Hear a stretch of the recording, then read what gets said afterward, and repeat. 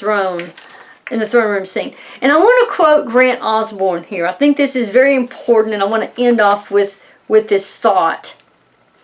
That he says, the average church service so centers on the horizontal life of the Christian that the experience of awe in the worship of God, the feeling that we are in His presence, is all too often lost.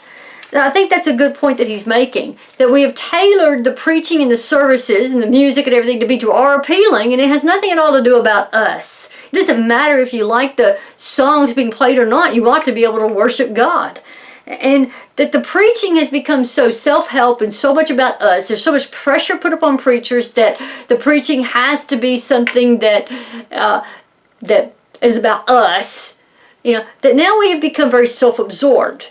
And we also have a lot of people who have no idea about they cannot biblically defend the divinity of Christ, the uniqueness of Christ, the exclusivity of Jesus Christ is the only way to salvation, because we don't preach that much about who Christ is. But you cannot know who you are in Christ until you first know who Christ is.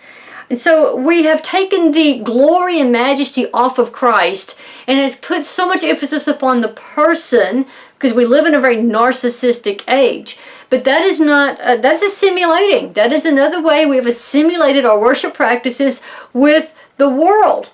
Instead, we need to be focusing upon Christ. Our worship needs to be Christ-centered, and our preaching needs to be Christ-centered. That we loosen our feet in this world and become sojourners as we're called to be.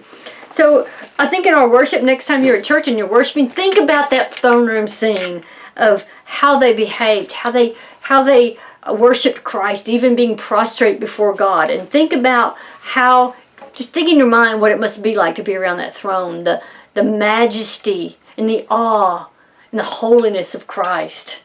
It's glorious. And I thank you for listening, and I hope you have a blessed day.